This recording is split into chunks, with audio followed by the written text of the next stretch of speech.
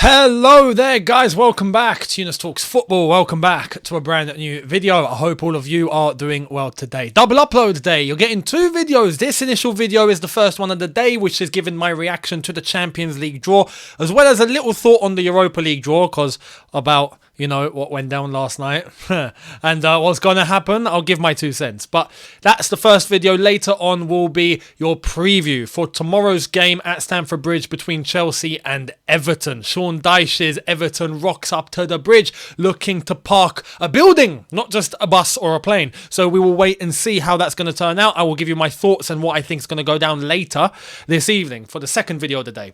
But let's kick off with this.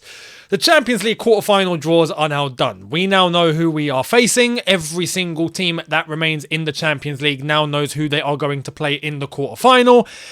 And for some, it's a beautiful draw. It's a beautiful day. And for others, it's, pain. Absolute pain. That is what Chelsea are going to be suffering. Now, to say that it's impossible is wrong. But the odds are against us, although that is how Chelsea historically have liked it.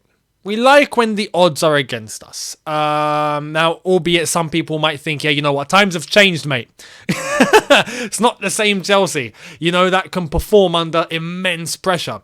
But this draw can be a good thing, but can also be a bad thing. And I'll explain why. Because Chelsea are in a little bit of an unknown period. What do I mean by that? We had a horrific run of form. Horrific. Have we ended that? We don't know. We've had 3 good results. Tomorrow's going to be game number 4 for a chance to continue that good form, maybe prove that we have turned the corner, or imagine we don't win tomorrow and it all goes back to square one to an extent. It's like, well, at that point, the sentiment's going to change because the Champions League quarter-final draw, Real Madrid versus Chelsea, Manchester City versus Bayern Munich, Benfica versus Inter Milan, AC Milan versus Napoli. That's a good one. Brilliant games overall, right? But Real Madrid versus Chelsea is going to come at a time where we still have a few more games to show whether we've actually turned the corner. I could bet that tomorrow, if, I actually don't expect it, but if we don't get a result against Everton, a lot of the people that are today going, oh yeah, you know what? Yeah, bring on Real Madrid. Yeah, we got this. Are the ones that are going to be, yeah, no, we're getting wrecked. We're getting destroyed against Real Madrid.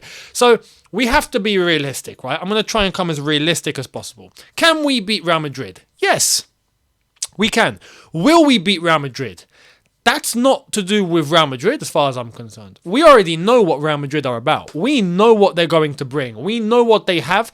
We know them well. We faced them 2 years ago, right? When we won the Champions League. We faced them last season when we didn't win the Champions League and we went to the Bernabeu and we did score 3 and we conceded. We technically scored 4, just saying. Marcos Alonso as well. But we couldn't make it through because of the last 10 minutes of that game where you could argue fatigue, concentration, whatever, right?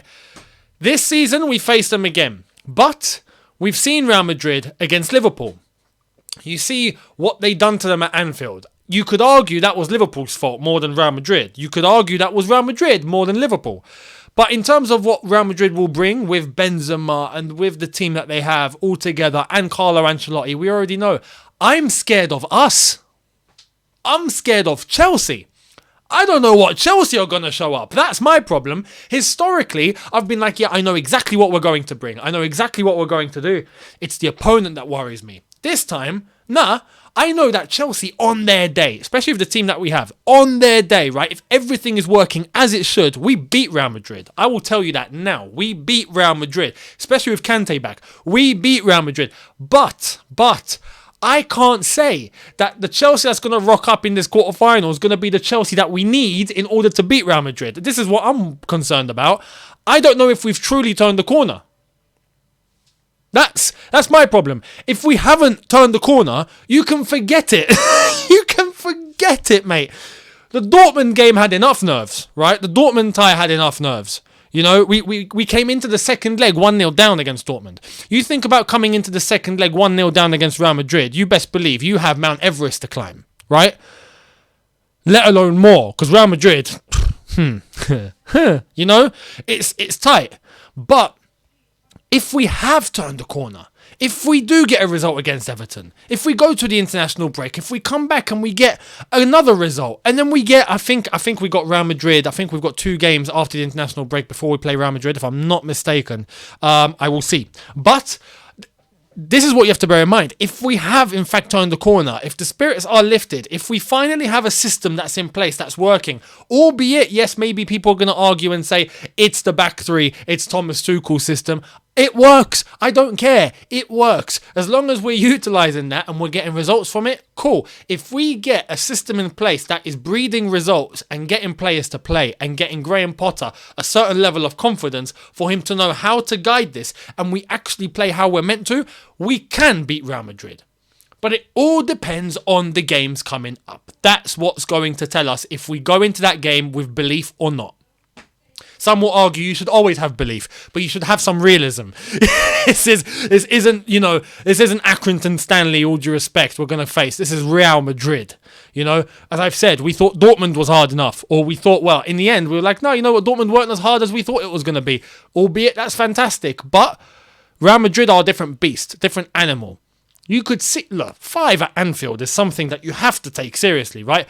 And in the second leg, they had enough leg room to go, we'll play in second gear. We won't even get into third. We'll play in second gear, and they still won 1-0. You know? So, you got to bear this in mind. Some would argue defensively, Chelsea are better defensively than Liverpool. My concern is, are we going to find ways to score goals? You know? And tomorrow is going to be a true test of that, because we're coming up against Sean Dyche's Everton, as I've said, that are going to be all about defence.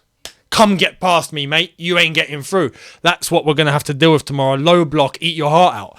So, this draw, Real Madrid, yeah. And then the next one, the semi-final draw. If we do make it past Real Madrid, we got to play Man City or Bayern Munich. I mean, what more do you want? What more do you want? This is the hardest draw we could have possibly asked for, right? The hardest draw. So we'll wait and see who ends up surviving whilst those two kill each other. But you play against Man City with an Erling Haaland and a City that are desperate for the Champions League. It's going to be really difficult. You playing against Bayern Munich? Regardless, it's going to be really difficult. So, yeah, look, I'll tell you now, if we beat Real Madrid somehow and we beat Man City or Bayern Munich somehow, we get through to the final, we're winning the Champions League. It's as simple as that, right? But we have to be realistic. This quarter-final first leg will not be decided, I feel, on the day.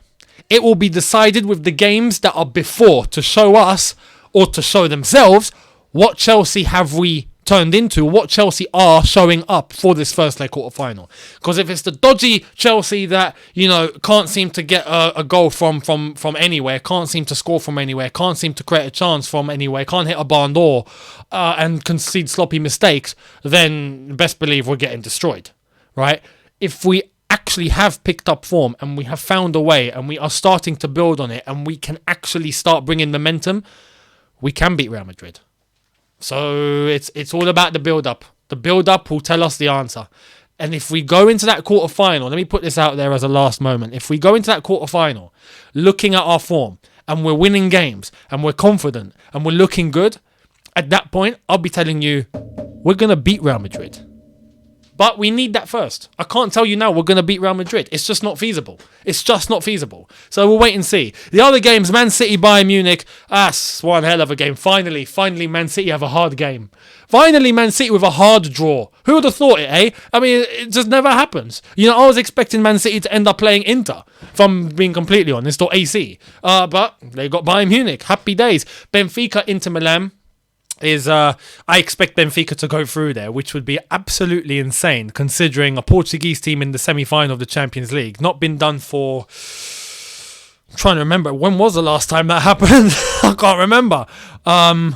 Porto, 2004? Has there been a Portuguese team in the semi-final of the Champions League? I genuinely don't remember. AC Milan, Napoli. Ooh, now that's tasty. Italian derby. I expect Napoli to go through, but that's going to be hot. hot. And Napoli are the ones to look out for here. I see Napoli in the final here. When you look at that bracket, you look at Benfica, Inter Milan versus AC Milan or Napoli. Napoli to beat AC Milan and have to play either Inter or Benfica. Now, Napoli-Benfica would be one hell of a semi-final. And that would be... Normally, you'd look at that and think, yeah, group game. This would be a fantastic semi-final, considering Benfica are playing really, really, really well. And Napoli playing really, really, really well. And I did say that I reckon that they're outsiders to win the whole thing. Napoli are moving like how Chelsea moved in 2021 in the Champions League, when no one expected it. The draw came in our favour. We started dispatching teams, and we got to the final and we won it. Napoli can do that this year. They can. So... there's a route to the final for them. I expect Napoli in the final. I really do. But the other leg of games are where it's all going to go down. Real Madrid, Chelsea, Man City, Bayern Munich. Let me know your thoughts down below in relation to all of that. Quick one on the Europa League. Because, actually, I'll wait. I was going to say something. I will wait. Here's the draw. Manchester United versus Sevilla, Juventus versus Sporting Lisbon, Bayer Leverkusen versus Union, and I've forgotten their names, Feyenoord versus Roma. So look, that's a great draw as far as I'm concerned in terms of the balance, because the semi-finals are where it's going to start getting tasty. But the fact that Juventus play Sporting Lisbon, who knocked out Arsenal yesterday. Who would have thought that, eh? And by the way, what a goal. What a goal. Puskas Award 2023 already given 100%. From the halfway line, all the way in between Ramsdale's hand and the crossbar to a T. Beautiful. Manchester United, Sevilla. I expect Man United to go through. Bayer Leverkusen versus... what team is this? I forgot the flipping. I'm actually going to look this up whilst I'm telling you guys about Feyenoord versus Roma. Feyenoord, who yesterday absolutely dispatched off Shakhtar Donetsk. Mudrik's not there. Lo and behold, they concede 7. Feyenoord knocking 7 past Shakhtar Donetsk. Absolutely incredible. Union Saint Gilloise are the ones that are through to the quarterfinal of the Europa League. And that's going to be... Where do these guys play? Belgium. They're a Belgian team. Okay, Belgium. All right, fair. Bayer Leverkusen against Union Saint Gilloise and Feyenoord Roma. Feyenoord Roma, as I've said, Feyenoord knocking 7, have to play against Jose Mourinho's Roma, that yesterday had, if I can remember this off the top of my head, 24% possession, 3 shots in total, none on target, 0.1 expected goals, and they took a 0-0 and got through to the quarterfinal. I mean, it's the best way to make it, isn't it? Absolutely incredible. Proper Jose second leg shithousery. Love it. But it's going to be an interesting one. Manchester United are going to be looking at that and thinking we can win it. Sevilla are going to have to say something about that. Juventus, it's a chance for them to have some sort of redemption. Sporting Lisbon, underrated team, much like Benfica are in the Champions League. These Portuguese teams are looking better. Who would have thought it? They really are looking better. It's going to get interesting to see how far that they can get in these competitions. But there we are. That's the latest in relation to the Champions League draw and the Europa League draw. Let me know down below your thoughts on how you think it's all going to go down, how you see Chelsea doing against Real Madrid. How do you see Man City facing against Bayern Munich? Do you think Chelsea will make the semi-final? Do you think we have no chance? There is also one point that I want to let you know about before we end, which is, I think, the most crucial thing here. I haven't mentioned, weirdly enough, is Graham Potter. Graham Potter, who's never been in this territory before. This is serious. You cannot get bigger than this. Real Madrid, then Man City, Bayern Munich, Champions League, about to try and win it. You're not getting bigger than that, right? This is the pinnacle of his career. He's going to have to come up against Carlo Ancelotti, right? Graham Potter, you could argue Thomas Tuchel, when we had him, had already been there and done it. Got to the final of PSG, lost it. You know, it's some experience at least. It's something to rely upon. Graham Potter's not had an ounce of that. So this is going to be interesting to see how he manages it. Is he going to be capable to manage it? Is this system that we are now using enough for us to do the job? Has he got any other ideas that will help us? Will he not? You know, many questions in relation to Graham Potter. We can see how he handles that, because you best believe now I think he's getting until the end of the season. So it's time to analyse it. time to see how he'll do and how far we'll go. Let me know in the comments what you think. Much appreciated. And I will see you later for video number 2, the preview for Chelsea versus Everton. I will see all of you then. Thank you very much for watching. Hit the subscribe button if you are new. Hit the notification bell to be notified once I've uploaded. Smash the like button if you have enjoyed this, and I will see you later. Have a good one, people. In a bit. Take care and peace.